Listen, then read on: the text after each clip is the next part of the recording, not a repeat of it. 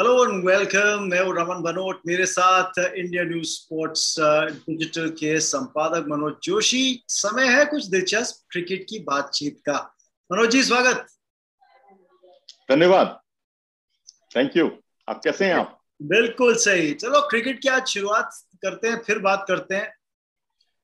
World test championship के लिए तो खैर टीम सिलेक्ट हो ही गई, सबको पता था और सबकी उम्मीदें बनी हुई हैं कि इंग्लैंड में जब खेलेंगे न्यूजीलैंड के खिलाफ तो दबदबा इंडिया का रहना चाहिए। वो बात अलग है कि ड्यूक बॉल से एक्शन होगा, इसलिए कितनी जल्दी दोनों टीम्स के खिलाड़ी ड्यूक बॉल को के साथ एडजस्ट करेंगे और उन कंडीशन से एडजस्ट करेंगे एकमात्र टेस्ट मैच खेलने के लिए, वो एक और शो के लिए चर्चा का विषय बन जाएगा। लेकिन आज बात करेंगे। चर्चा का विषय रहेगा। बस मैं इतनी सी रमन जी बात जोड़ूंगा कि हमारी बल्लेबाजी अगर वहां चलेगी तो हमारी बल्ले बल्ले होगी, अगर बल्लेबाजी नहीं चलेगी तो फिर बल्ले बल्ले नहीं होगी। चुनौतीपूर्ण रहेगा बहुत ज्यादा मामला।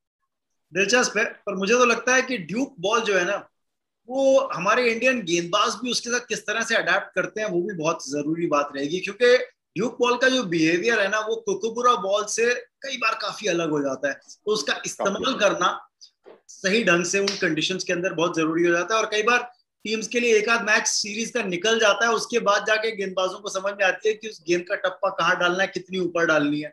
तब तक पता चला एक मैच के जो डिसाइडिंग टेस्ट मैच है वो निकल जाए, तो उसके बाद समझ में आए तो फायदा कुछ नहीं। तो उसकी चर्चा बाद लेकिन में। रमन मुझे लगता है लेकिन रमन मुझे लगता है कि बॉलर्स ने अपना काम 2018 में भी अच्छा किया था, ऐसी बात नहीं है। दिक्कत आई थी कहीं हमारा जो पेज फंसा था ना वो बैटिंग में फंसा था। ड्यूक बॉल पर, या ये कहिए कि जितनी स्विंग है, बल्लेबाज कितना अडेप्ट करते हैं अपने आप को, वो चुनौतीपूर्ण।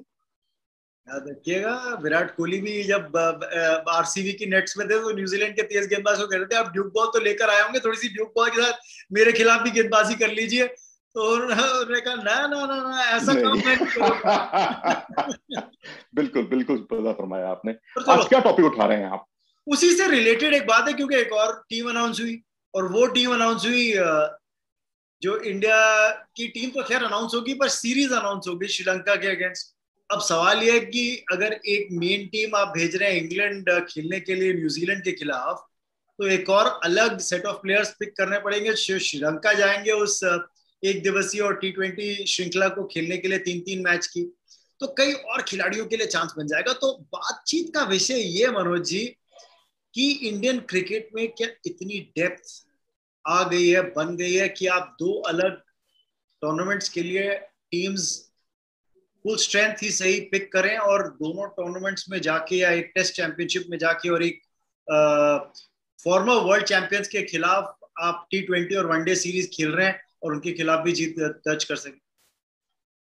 रमन बनोट जी, मैं तो यही कहूंगा, कुल मिलाकर मेरे ख्याल से आप फोर्थ अंपायर वाले अंदाज में आज आप आ गए हैं, उस बोर्ड में आ गए हैं आप। आपको 10-12 साल खूब देखा है मैंने। बहरहाल, अगर आपका जो सवाल है बहुत वाजिब है, और अगर इंडियन कंटेक्स्ट में देखें तो आपके पास विजय हजारे ट्रॉफी भी होती है, मुश्ताक अली ट्रॉफी भी होती है, व्हाइट बॉल क्रिकेट काफी होता है भारत में, और रणजी ट्रॉफी के मुकाबले और तमाम जो इंडिया ए के टूर्स होते हैं वहां पर भी हम रेड बॉल क्रिकेट से अच्छा खासा अभ्यास मिलता है। नतीजा उसका ये हुआ है कि हमारे पास प्लेयर्स का जो पूल है ना वो बहुत अच्छा तैयार हो गया। अगर आप देखेंगे ना, फास्ट बॉलर्स कभी हमारे पड़ोसी मुल्क में तो बहुत उसकी फैक्ट्री हुआ करती थी। आज ठीक उल्टा हो गया है।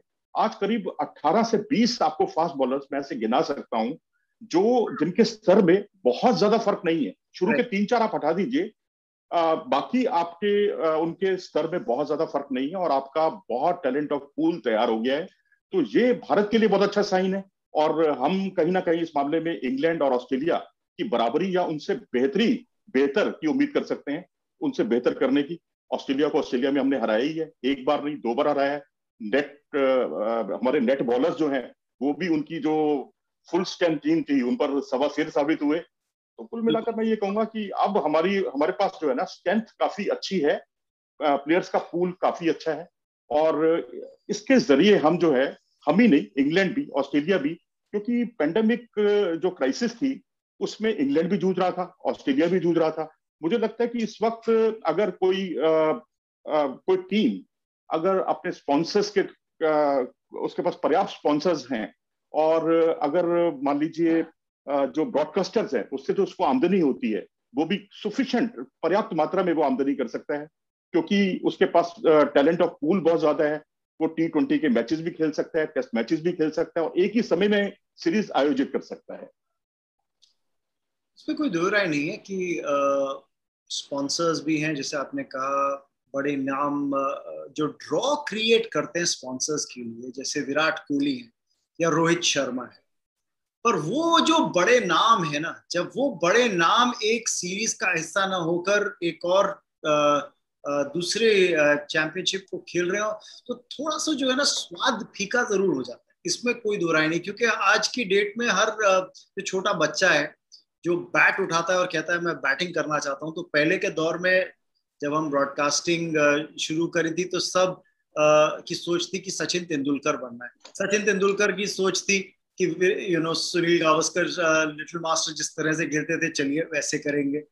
इन्होंने अब वीरेंद्र सहवाग आए तो वीरेंद्र सहवाग ने कहा मैं तो सचिन तेंदुलकर की तरह बैटिंग करना चाहता था। तो हर एक आने वाली पीढ़ी जो है खिलाड़ियों की, वो अपने प्रीडिसेसर्स को देखकर कहती थी कि ये बड़ा नाम है। और इसलिए आज के दौर में जो छोटे बच्चे थे वो पिछले 5 साल से ये कह रहे हैं अगर मुझे बल्लेबाजी करनी है तो मुझे विराट कोहली बनना है।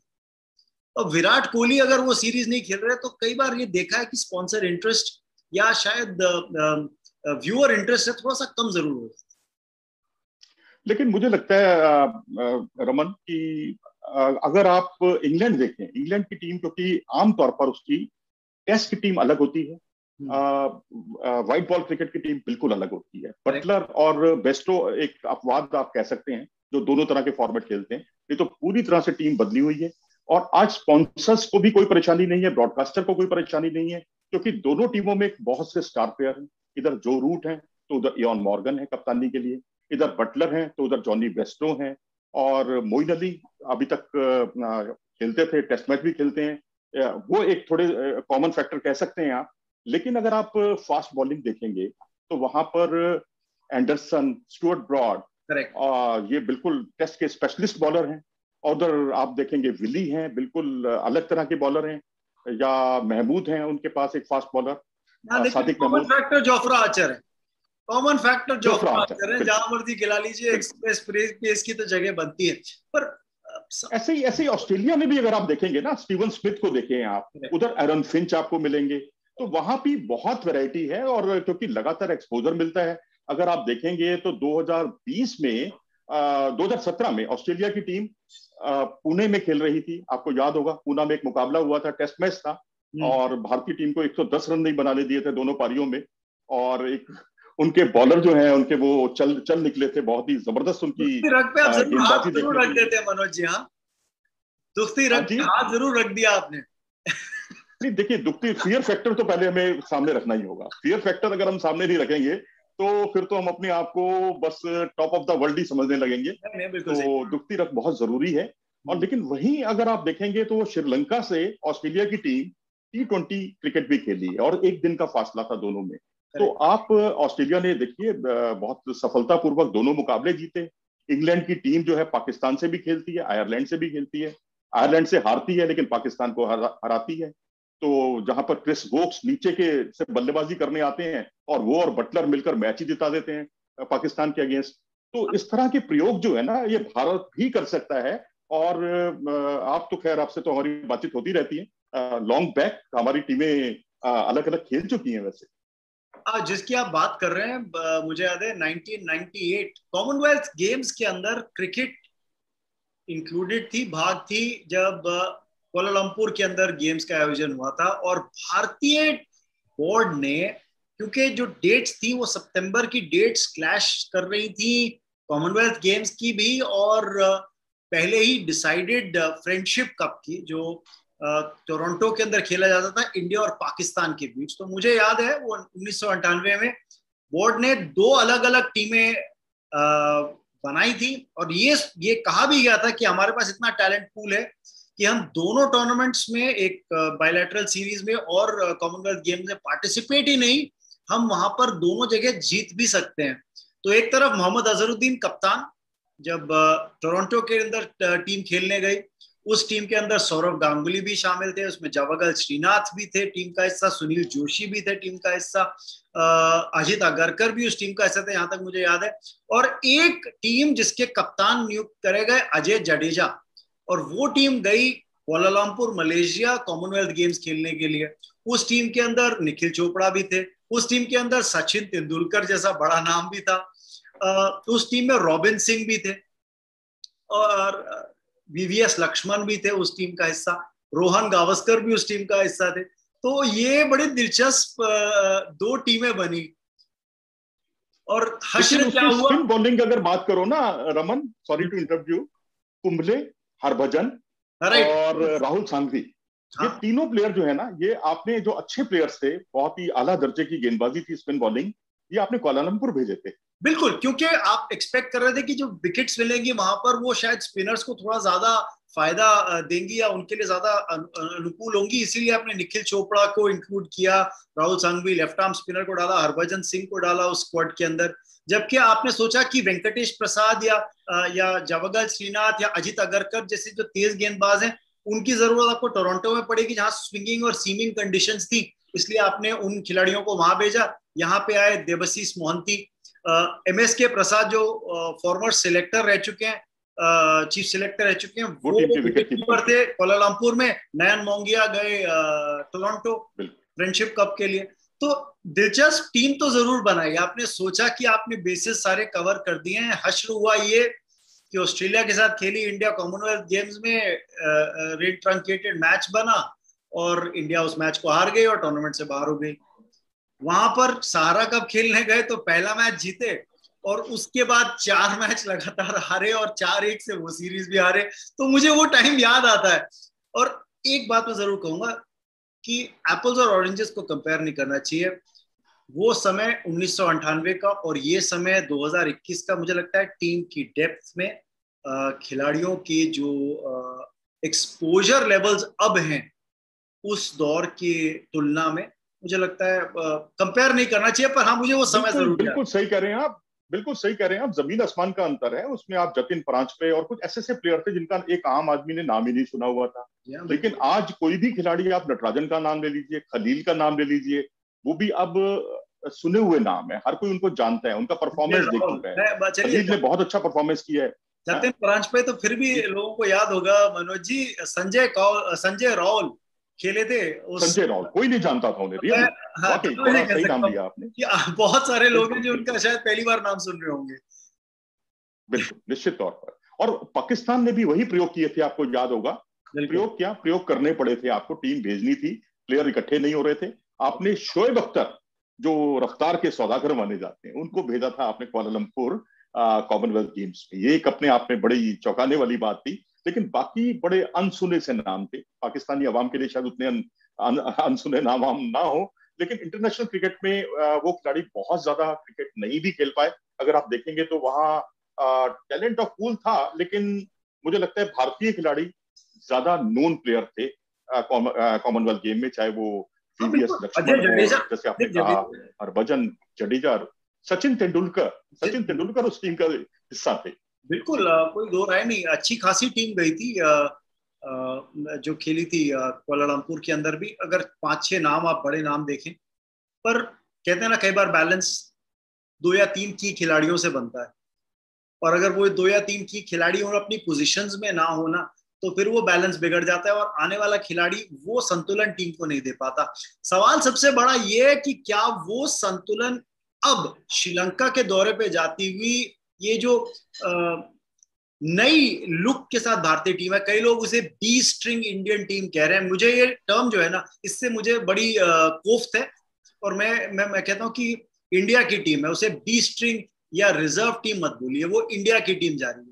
और हर खिलाड़ी जो, बिल्कुल, अगर आप देखिए, आप ही की बात का मैं समर्थन करूंगा। ऑस्ट्रेलिया में जब आपके पास 2 नेट बॉलर थे, आपने 2 नेट बॉलर को भारतीय टीम का मुख्य हिस्सा बनाया, वो निर्णायक साबित हो गए। नटराजन का एक आतंक दिखाई देने लगा और आपके वाशिंगटन सुंदर जो है बहुत ही स्टार बनकर उभर कर सामने आए, जिन्होंने मैच जिताने में बहुत बड़ी भूमिका निभाई, मैच बचाने में बहुत बड़ी भूमिका निभाई।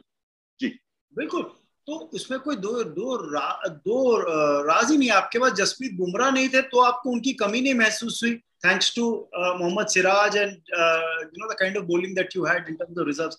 मेरा ये मानना है कि ये खिलाड़ी जो अब श्रीलंकन दौरे पर जाएंगे, ये इंडिया प्लेयर्स, इनको बी स्ट्रिंग या रिजर्व टीम मत बोलिए, क्योंकि इंडिया कलर्स डॉन करते जा रहे दूसरी बात ये कि इसमें कई ऐसे नाम हैं जो युवा खिलाड़ी हैं, कुछ ऐसे खिलाड़ी हैं जो शायद डेब्यू करेंगे इंडिया के लिए। हम उसकी चर्चा भी कर रहे थे ऑफ एयर भी। देवदत्त पडिक्कल हैं, हर्षल पटेल हैं, जो जो डेब्यू कर सकते हैं। तेवतिया हैं जो शायद डेब्यू कर सकते हैं सीरीज के अंदर। अगर उनका चयन होता है तो शायद T20 फॉर्मेट में ये तीनों खिलाड़ी मुझे लगता है कि दावेदारी पेश कर सकते हैं इंडिया कैप हासिल करने की। देखिए आईपीएल से ना टैलेंट बहुत सामने आया। टैलेंट ऑफ पूल अगर आप देखिए, चेतन सकारिया, ठीक है, पहले एक दौर था जब आईपीएल के प्रदर्शन के आधार पर खिलाड़ी उतना ज्यादा प्रभावशाली प्रदर्शन नहीं कर पाए थे। आप मनप्रीत गोनी को देखिए, और भी कई ऐसे खिलाड़ी हैं जो मनोज जी, वही आईपीएल में चमके हैं। ये बड़ी अहम बात है।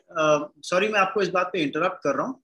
मनप्रीत गोनी, जहां उनका चयन आईपीएल खेलने के पहला सीजन खेलने के बाद नेशनल टीम में हो गया, पर मैं सबको याद दिलाना चाहता हूं कि डोमेस्टिक क्रिकेट में उस सीजन मनप्रीत गोनी लीडिंग विकेट टेकर थे रणजी ट्रॉफी के अंदर। उनकी शायद 42 विकेटें थी उस सीजन रणजी ट्रॉफी में।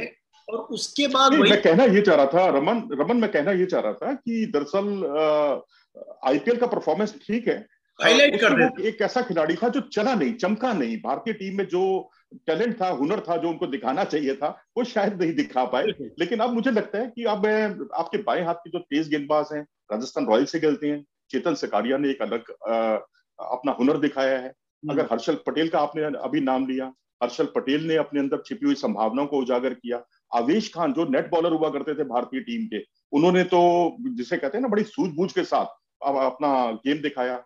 और एक कप्तान के साथ जो आंखों आंखों में जो इशारे किए जाते हैं ना, वो ऋषभ पंत के साथ उन्होंने कितने विकेट चटकाए, और उन्हीं इशारों में उन्होंने महेंद्र सिंह धोनी को भी फंसा लिया। क्योंकि महेंद्र सिंह धोनी जो है वो उनके सामने वो लॉन्ग ऑन रखा करते थे, उन्होंने मिड ऑन रख लिया। क्योंकि उन्होंने बाद में खुलासा भी किया ऋषभ पंत ने कि मैं उनको जो है ना बहुत ही जानता हूं कि इस वक्त 3-4 महीने से उन्होंने बैट नहीं पकड़ा है और वो लंबे शॉट नहीं लगाएंगे, शुरू में छोटे शॉट ही लगाएंगे। और उनको इशारा किया कि आप इसको शॉर्ट बॉल करो, और वो इशारा समझ के शॉर्ट बॉल किया, उस पर इनसाइड एज लगा और वो बोल्ड हो गया। तो ये कुछ चीजें जो है ना एक सूझबूझ जो दिखाई दे रही है। अब आप देखो सूर्य कुमार यादव देख लो, आप ईशान किशन देख लो, ऐसा लगता है कि अपने ड्रेसिंग रूम से तैयार होके आए। पहले मैच का कोई टेंशन नहीं है उनको।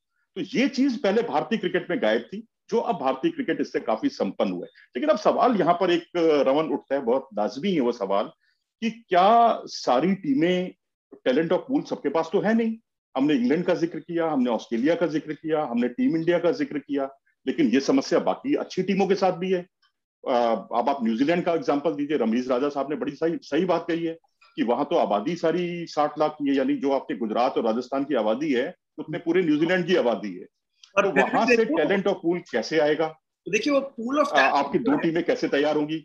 मनोज जी देखो, वो इतनी छोटी आबादी वाला देश भी, लेकिन अगर आप क्रिकेट की बात करें तो याद कर लीजिए 1992 का विश्व कप सेमीफाइनल तक पहुंचे, 2015 का भी विश्व कप जहां पर फिर सेमीफाइनल तक पहुंचे, 2019 का वर्ल्ड कप जहां पे फाइनल पहुंच गए और काउंट बैक में हारे कि किसने कितनी बाउंड्री से छक्के लगाए थे टीम ने, और उस काउंट बैक में मुझे तो रमन यही ध्यान आता है, सबसे बड़ा खलनायक मैं न्यूजीलैंड को मानता हूँ। भारत के रास्ते में सबसे बड़ी जो रोड़ा बना है ना, वो न्यूजीलैंड ही बनना है, बिल्कुल है ना। और उसके अलावा दूसरी भी अगर आप टीमें देखेंगे ना, न्यूजीलैंड के अलावा श्रीलंका ने अभी अपनी टीम घोषित जरूर कर दी है बांग्लादेश के खिलाफ, उसमें बहुत युवा टैलेंट उन्होंने शामिल किए। तो अब क्या उनकी वो टीम बड़ी टीमों से मैच जीत सकती है? क्या बड़ा मुश्किल है, ये भी एक सवालिया निशान लगता है। और अगर आप बाकी टीमें देखेंगे, क्या पाकिस्तान के पास, ठीक है, पीएसएल में और कायदे आजम ट्रॉफी से बहुत टैलेंट आता है, क्या वहां के जो सिलेक्टर्स हैं वो उसमें निष्पक्ष हो पाएंगे? भी इस पर भी एक सवालिया निशान है, क्योंकि अगर वो निष्पक्ष होते तो 38 साल की उम्र में या 36 प्लस की उम्र में किसी को डेब्यूटेंट होने का मौका ना देते।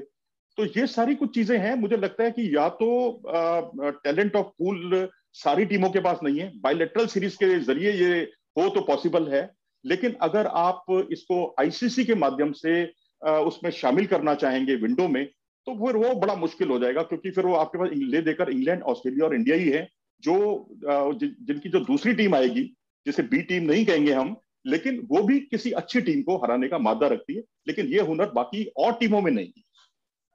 मैं मनोज जी एक समय याद दिलाना चाहूंगा जो भी इस ब्रॉडकास्ट को देख रहा है, वो समय 2006 के आसपास का समय था, 2005-6 के आसपास का समय, जब भारत में वो रिबेल T20 लीग ICL शुरू हुई थी और न्यूजीलैंड के लीडिंग क्रिकेटर्स जो थे, वो लीडिंग क्रिकेटर्स उस ब्रेकअवे लीग का हिस्सा बने थे, जिसके अंदर क्रिस कैन्स शामिल थे, लू विंसेंट जैसे खिलाड़ी शामिल थे, मैकमिलन जैसे खिलाड़ी शामिल थे, और जितने भी बड़े नाम, लगभग आधी टीम न्यूजीलैंड की जो फ्रंटलाइन इंटरनेशनल टीम थी, वो उस रेबेल लीग का हिस्सा बन गई। और एक समय डर ये था, और ये क्रिकेटिंग सर्कल्स के अंदर में जब हम बातचीत करते थे तो सबसे बड़ा ये डर रहा था कि क्या अगर ये प्लेयर इंटरनेशनल ड्यूटी से बैन कर दिए जाएंगे या नहीं खेलने के लिए अलाउ करे जाएंगे न्यूजीलैंड के लिए, क्योंकि रिबेल लीग में खेल रहे हैं, तो न्यूजीलैंड क्रिकेट क्या बचेगी? क्या न्यूजीलैंड क्रिकेट के पास इस तरह के और खिलाड़ी आएंगे जो खेल सकते हैं या न्यूजीलैंड को रिप्रेजेंट कर सकते हैं, न्यूजीलैंड एक कंपेटिटिव फोर्स रहेगी या नहीं? पर आप देखिए, उस सेटबैक 2005-6-7 के समय का सेटबैक किस तरह से वहां से उभर कर आई, और आप उसके बाद में जैसे गिनवा रहा था 2015 से अगर आप उनका रिकॉर्ड देख लीजिए या 2014 से उनका रिकॉर्ड देख लीजिए, पिछले 7 साल एक वर्ल्ड क्रिकेट में एक बड़ी पोटेंट फोर्स है। तो मुझे लगता है कि भले जो टैलेंट पूल है वो चूज करने के लिए जो जो पूल है उसमें से कम है बाकी देशों की तुलना के अंदर, पर फिर भी अच्छी बात है कि उनके इतना टैलेंट आ रहा है। श्रीलंका की आपने बात करी, इंडिया की तरह उनका इतना बड़ा ऑर्गेनाइज्ड डोमेस्टिक क्रिकेट का स्ट्रक्चर नहीं है, बहुत यूनिवर्सिटी क्रिकेट के जरिए प्लेयर्स उभर कर आते हैं और यूनिवर्सिटी क्रिकेट खेलकर फिर कई बार नेशनल टीम के अंदर भी ड्राफ्ट कर दिए जाते हैं। क्लब क्रिकेट और यूनिवर्सिटी क्रिकेट काफी बड़ी है श्रीलंका के अंदर। इंडिया की तरह जिस तरह से स्टेट्स ऑर्गेनाइज होकर आप state cricket association Ranji trophy format खेलते हैं, उसके बाद आपका दुलीप ट्रॉफी हो गया, तो डेज क्रिकेट भी चल रहा है, लिमिटेड ओवर्स फॉर्मेट भी खेल रहे हैं, विजय हजारे खेल रहे हैं 50 ओवर, सईद मुश्ताक अली खेल रहे हैं 20 ओवर। वो ऑर्गेनाइज्ड स्ट्रक्चर और इतने लेवल्स श्रीलंका जैसी कंट्री में नहीं है, जैसा आपने कहा बिल्कुल सही। न्यूजीलैंड में इतना ऑर्गेनाइज्ड क्रिकेटिंग स्ट्रक्चर नहीं है, लेकिन उसके बावजूद टैलेंट पूल फिर भी बन पा रहा है क्योंकि नेचुरल टैलेंटेड प्लेयर्स मिल रहे हैं। T20 लीग आप देखिए ना न्यूजीलैंड का आपने जिक्र किया, वर्ल्ड टेस्ट चैंपियनशिप में अगर भारत का सबसे खराब प्रदर्शन था तो वो न्यूजीलैंड के खिलाफ ही था। हम दोनों टेस्ट मैच जो है ना न्यूजीलैंड में हार कर आए, और वनडे में उसने आपके बढ़ते कदमों को रोका था 2019 के वर्ल्ड कप में। तो टैलेंट ऑफ पूल तो है उनके पास, इसमें कोई शक नहीं, लेकिन सीमित संसाधनों का अधिकतम इस्तेमाल करने की अगर खूबी किसी में है तो वो न्यूजीलैंड ही है। जब ब्रेंडन मैककलम ने हाईएस्ट टेस्ट स्कोर किया था by wicket keeper batsman New Zealand के लिए, आपको लगता था चलिए ये शायद 183 या कुछ रन थे, वो शायद आपने कहा चलिए ये अब पार नहीं हो सकते। बीजे वॉटलिंग आए, डबल 100 मार दिया, और अब maximum runs by wicket keeper batsman from New Zealand, वो रिकॉर्ड वॉटलिंग के नाम है। जो पहले मैककलम के नाम था, उससे पहले इयन स्मिथ हुआ करते थे विकेट कीपर, जो न्यूजीलैंड के विकेट कीपर बैट्समैन उनके नाम हुआ करता था, वो सारे आंकड़े बदल गए। तो ये अच्छी बात है कि टैलेंट आ रहा है मनोज जी। और ये जो T20 लीग्स है ना, जो हर कंट्री में जो T20 क्रिकेट हो रही है, मुझे लगता है एक बेखौफ क्रिकेट खेलने का जो मादा है ना खिलाड़ियों में, वो आ गया कि बेखौफ क्रिकेट। बिल्कुल, निश्चित तौर पर। और अब सवाल यहाँ पर यही है कि क्या आईसीसी आगे जो कैलेंडर तैयार करती है पूरे साल भर का, तो उसमें क्या टीम इंडिया के लिए या इंग्लैंड के लिए या ऑस्ट्रेलिया के लिए दो कार्यक्रमों का अलग अलग फॉर्मेट में वो रखेगी क्या? मुझे तो नहीं लगता, कम से कम। और इंडिविजुअली मैं समझता हूं कि अगर अपने बोर्ड की स्थितियों को, आर्थिक स्थिति को आप मजबूत करने के लिए कोई ऐसा कदम उठाते हैं तो उसमें कोई बुराई भी नहीं है। इससे बाकी टीमों को एनकरेजमेंट मिलेगा, वो भी अपना टैलेंट ऑफ पूल तैयार करने पर ध्यान देंगी, और किसी के आगे आपको हाथ करने की जरूरत नहीं पड़ेगी, चाहे पेंडेमिक हो, चाहे कोई किसी भी तरह की परेशानी क्यों ना आ जाए। देखिए, हर क्रिकेट बोर्ड चाहता है कि इंडियन टीम वहां पर साल में टूर करे, क्योंकि वो सेल आउट सीरीज हो जाती है, आता है, रेवेन्यू आता है ना। बिल्कुल, वो सेल आउट सीरीज होती है। तो हर बोर्ड चाहेगा कि बायलैटरल सीरीज हो। ये ट्राई सीरीज या मल्टी टीम टूर्नामेंट नहीं, वो चाहते हैं इंडिया से बायलैटरल वनडे सीरीज या T20 सीरीज, क्योंकि वहां पे रेवेन्यूज ज्यादा मिलते हैं। तो हर बोर्ड ये चाहता है। लेकिन ये बोर्ड क्यों चाहता है हर बोर्ड की इंडिया के टॉप प्लेयर्स आए वहां पर और वहां पे खेले? टॉप प्लेयर्स जैसे रोहित शर्मा, विराट कोहली, जसप्रीत बुमराह जैसे खिलाड़ी उस टीम का हिस्सा। लेकिन जब वो खिलाड़ी वहां नहीं आएंगे ना, तो फैंस का जो इंटरेस्ट है वो थोड़ा कम हो जाएगा। ये बात लेकिन रमन मैं कहूंगा कि धीरे धीरे करके वो स्थिति भी अब दूर हो जाएगी जिसे हम दूसरी टीम कह रहे हैं। उसके खिलाड़ी भी स्टार वाला दर्जा पाएंगे, क्योंकि जैसे इंग्लैंड में अगर आप इंग्लैंड ऑस्ट्रेलिया का एग्जांपल देंगे तो वहां भी आपको जो दूसरी टीम है, जो उनकी जो व्हाइट बॉल क्रिकेट की टीम है, उसमें भी सारे टैलेंटेड प्लेयर, टैलेंटेड तो है ही है, खैर हमारे यहाँ भी टैलेंटेड है, लेकिन वो भी वेल नोन नाम बन गए हैं। उनके पास भी एंडोर्समेंट्स हैं, उनके पास भी, उन्हें भी हर कोई जानता है, पहचानता है। तो ये अपने आप एक बहुत अच्छा साइन है और मुझे लगता है ये स्थिति भारत में भी आए।